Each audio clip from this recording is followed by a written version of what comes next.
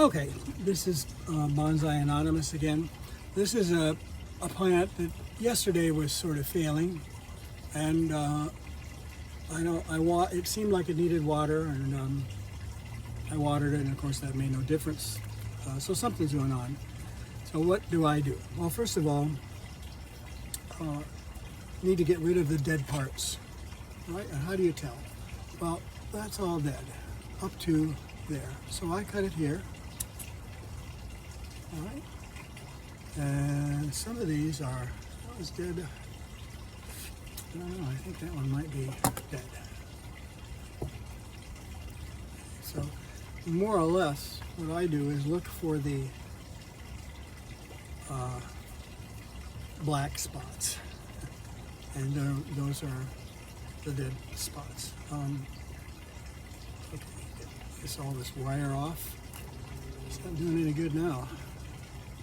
I don't think I've killed a plant with wire, but certainly could have. Okay, so I'll wrap this one too. I think I'll probably end up taking all the wire off so I can get a better cut when I cut. Okay, so,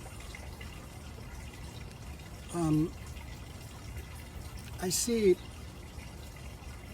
older bonsai that are wired,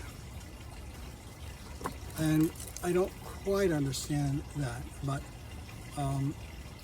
that it's part of the plant from then on. The way I think about it is that you use the wire to put the plant where you want it to be, and then let it chance to grow there, and after it's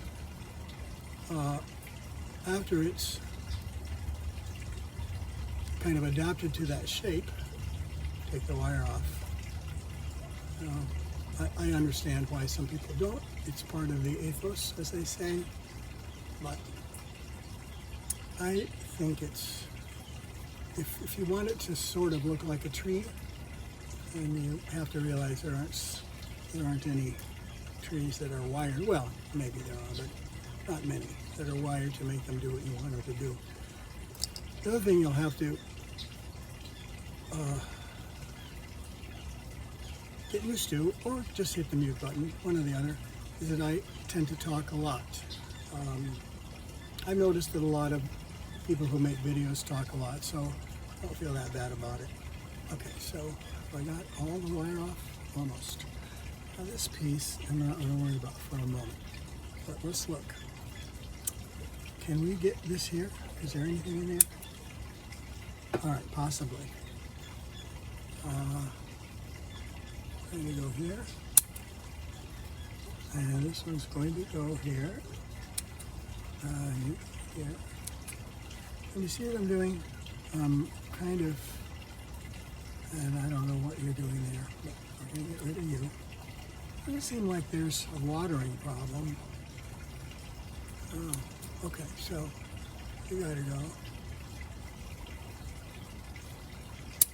Now, at the very least, what we'll have is, now, those two cuts, I need to explain. Were the plants dead at the top? No. But I don't want them to be that tall, okay? And so I clipped it back. Now, you might say, well, it's not doing too well. Why are you clipping it back? And I think that whether I clip it back or not, I think it's going to do what it wants to do. And now this is a case where for some reason, I put 2 courses of wire on here. Now, let's see here. Is that the end of it? It'd be great if it was, but I can't quite make it get my finger in there. Let's see here. That's better.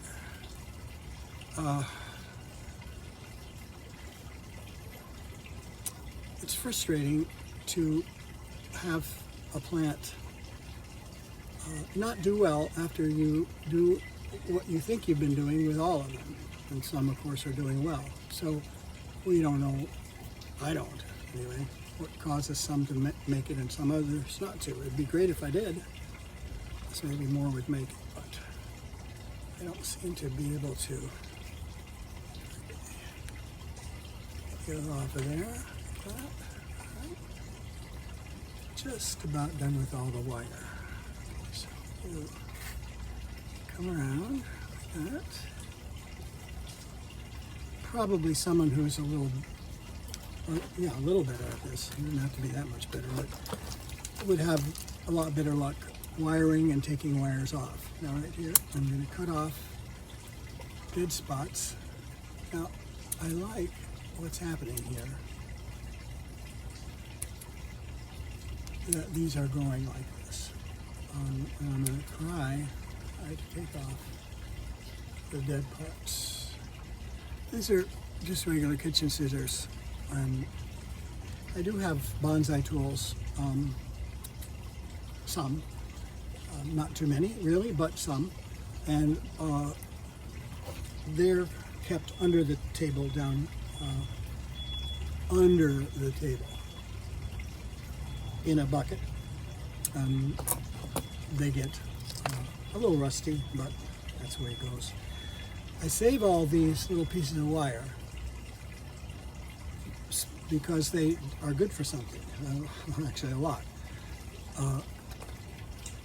In a second I'll show you what they're good for, as I'm thinking about it right now. As I said before, lots of memory problems, so I'm hoping that doing this will help my memory a little bit. We'll see.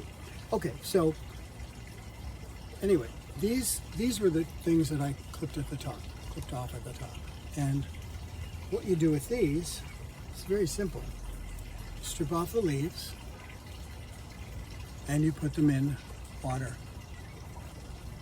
Okay, I'm not going to strip the leaves off these two. They just have a couple here. And I'm putting them in the water back here with the orange jasmine. Okay? And in probably a week, most of them will have roots, maybe all of them. Okay, so looking at this, I'd rather look at it this way than with all the dead leaves hanging around and off. Let's see here. Paul says, when you have the chance, pick out all the leaves that have fallen. Now, one thing that Paul says, disagrees with, that's okay. I don't think it's a problem to disagree about bonsai. As Tony would say, I don't really got many rules. And I'm looking up here and I'm seeing this kind of crossing over. I'm wondering if I can make it do that. Probably I can, but let's see if it grows. All right, so now I left a few little leaves on, just those, I guess, and those. Everything else I chopped. Now, what I hope is that this is going to start growing up like, leaves on fingers. I think that will be really cool, like almost like a cascade going off this way. And in fact, I could bend this if I wanted to, but let's see if it comes back. That's important. If it doesn't come back, we're wasting our time. So, what are these? Now that I'm thinking about it, I have to get to it. So, you're going to have to put up with a lot of, what's the word? Obfuscating, I guess, is a good enough word for this, what I do. Okay, so this is an old plastic container that maybe a frozen dinner came in. I don't know at this point. But anyway, you get these. I have a lot of them, a lot of different containers, like this. And if you're going to use them for bonsai, just like with any other thing that you're going to use for bonsai, you have to have drainage. If you don't have drainage, the plants just sit in water and they die. I'm going to show you the drainage on this one. Can you, I don't know if you're going to be able to see that or not. See the little drainage spot in the middle. And it's heavy. So as we say in the bonsai business, it's retaining water, and that's not great. By the way, these scissors used to be kitchen scissors. Now they're scissors back here, and they're standing in for my tools that I don't want to get completely rusted. Okay. Now, why is it yellow? Why is it yellow? It's because there's at least one pair of scissors in the backyard that I've lost, and I fully expect to find it by stepping on it. But I thought with this next set, I would paint it yellow so that it's a little easier to see. So far I haven't lost it, so it's helping. Way back when we had real hurricane shutters that you had to put up, we had, I lost my train of thought. Anyway, we had hurricane shutters that we had to put up, and they are put up with screws that screw into things. And I would often drop them on the ground and lose them. So what I did was I painted them all yellow. And fortunately for us, we went to a different system shortly after that. Now we have the hurricane shutters that pull shut. They're not motorized, but it's very easy. One person can do it. One elderly, frail person can do it, or my wife, either one.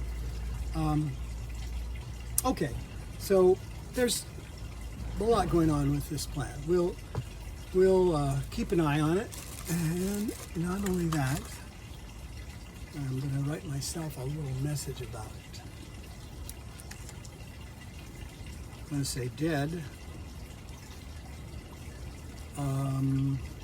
willow, pruned,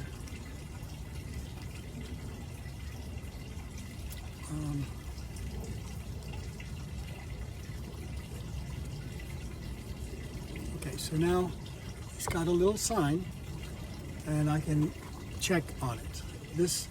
These, as I said in another video, are really valuable well, they're valuable, but they're especially valuable if you have memory loss.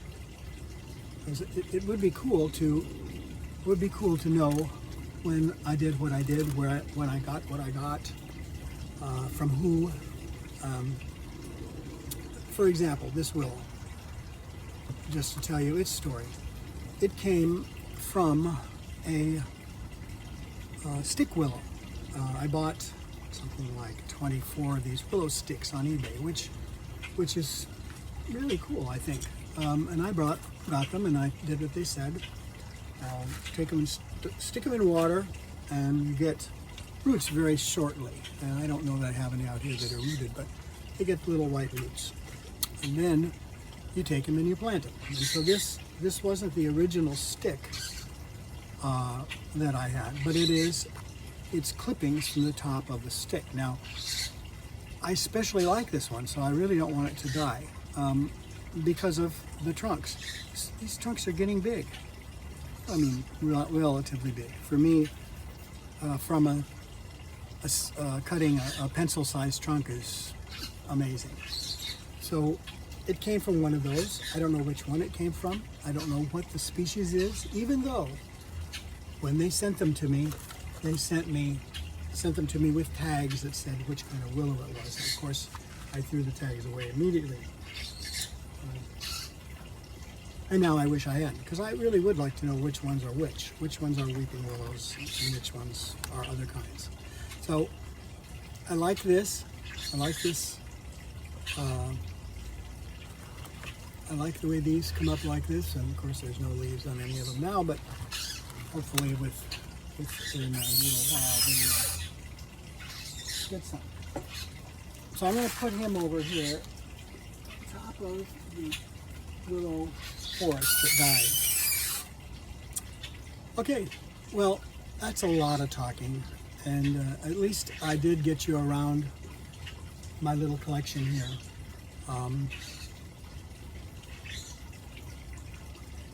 If I think of anything else, I'll come back on. But right now, my mind is blank, and I've only had one cup of coffee, so we need to get back to the coffee. This is Bonsai Anonymous. Have a good day.